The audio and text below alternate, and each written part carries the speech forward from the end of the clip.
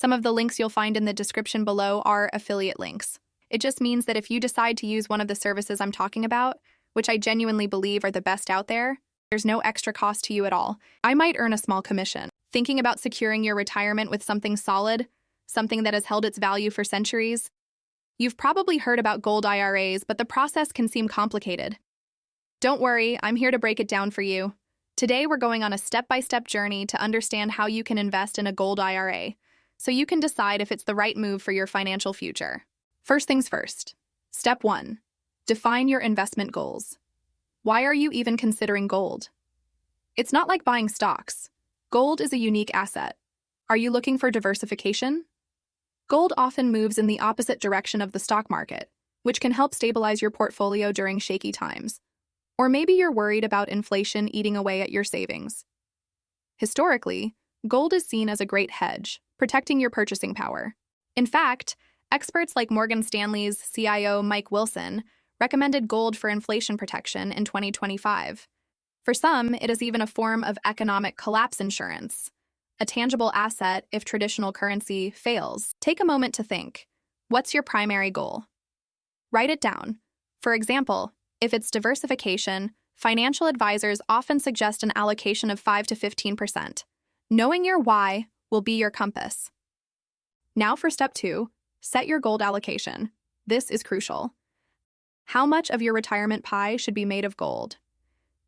This decision directly impacts your portfolio's risk and potential return. Gold has seen amazing highs, like after the 2008 financial crisis and during the 2020 pandemic when it surpassed $2,000 an ounce. But it's also had long, flat periods. From 1980 to 2006, for instance, gold didn't do much while the S&P 500 grew by an average of nearly 15% a year. So, what's the magic number? For conservative investors, experts suggest allocating 5 to 15% of your net worth. This gives you the benefits of diversification without being overexposed. If you have a higher risk tolerance, you might go up to 20%. Don't forget to count any gold jewelry or coins you already own in this calculation. So if you have a $500,000 portfolio and aim for a 10% allocation, that's a $50,000 investment in gold. Before we jump into the main topic, I have to tell you about an incredible service I've been using called Busy. If you're thinking about starting a business and need to file an LLC or corporation, Busy is a total game changer.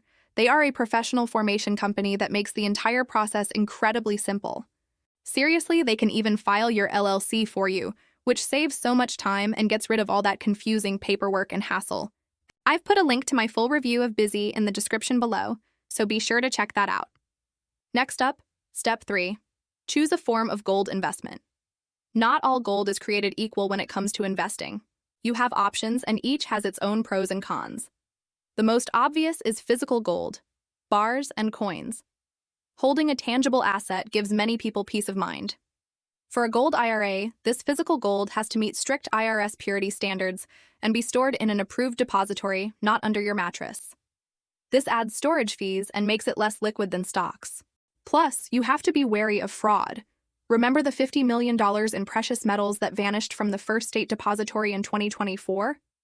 Another option is gold mining stocks, like Barrick Gold.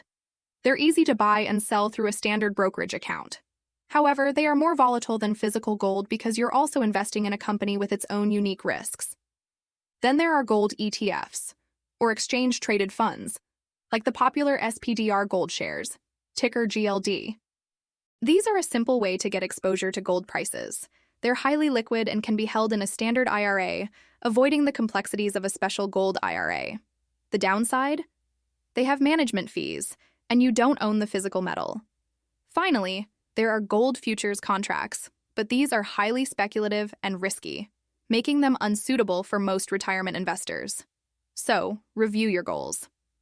For simple diversification, an ETF in your regular IRA might be enough. For that end-of-the-world insurance, physical gold is king. Ready to take the plunge? Let's talk about step 4. Set up a gold IRA. You can't just call up Vanguard or Fidelity for this. You need a specialty custodian that handles precious metals, like Goldco or Augusta Precious Metals. Do your homework here. Check their fees, reputation, and reviews. Once you've picked a custodian, you'll open an account. You can choose a traditional gold IRA, where your contributions are pre-tax, or a Roth Gold IRA, where your qualified withdrawals in retirement are tax-free. Next, you have to fund the account. You can make a direct contribution with limits of $7,000 for 2024 or $8,000 if you're 50 or older. Or you can roll over funds from an existing 401k or IRA. Your custodian will walk you through this process to make sure it's done correctly, avoiding any taxes or penalties. Once your account is funded, you'll work with the custodian to buy IRS-approved gold, like American Gold Eagle coins, which must have a specific purity. Finally, this gold must be sent to an IRS-approved storage facility, like the Delaware Depository. Storage fees usually run between $100 to $300 a year. Remember, home storage for an IRA is a big no-no and will result in taxes and penalties. The final piece of the puzzle is step 5. Consider your investment timeline. Gold is not a get-rich-quick scheme. Its price can be very volatile in the short term. If you think you'll need the money in a year or two, gold might be too risky. It truly shines as a long-term hold. Think 10 years or more. This time frame allows you to ride out the price swings and lets gold do its job as a hedge against inflation and economic uncertainty. Look back at history. Gold prices were flat for over 2 decades before starting their climb in the 2000s. A long-term perspective is essential. As your portfolio grows, you'll also want to rebalance it periodically to maintain your target allocation, whether it's 5, 10, or 15% in gold. Before you jump in, let's be real about the risks. Gold IRAs have higher fees than standard IRAs. Setup fees, storage fees, and transaction fees can all add up. The fact that you can't store it at home means you do not have immediate access in a true emergency. And unlike stocks that can pay dividends, gold just sits there. Its return is based purely on its price going up. There's also a significant opportunity cost.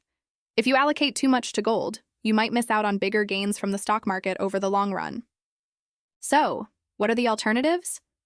You can simply buy a gold ETF, like GLD, within your existing Roth or traditional IRA. This gives you gold exposure with lower fees and less hassle. Or you could invest in gold mining stocks. If you want physical gold for emergencies, you can buy it and store it yourself, but you'll miss out on the tax advantages of an IRA. Investing in a gold IRA is a big decision. It involves defining your goals, setting a careful allocation, choosing the right form of gold, navigating the setup process with a specialized custodian, and having a long-term mindset. It offers unique benefits for diversification and inflation protection, but it's not without its costs and risks. By understanding these steps, you are now equipped to make an informed choice that best suits your retirement strategy. Thank you so much for watching.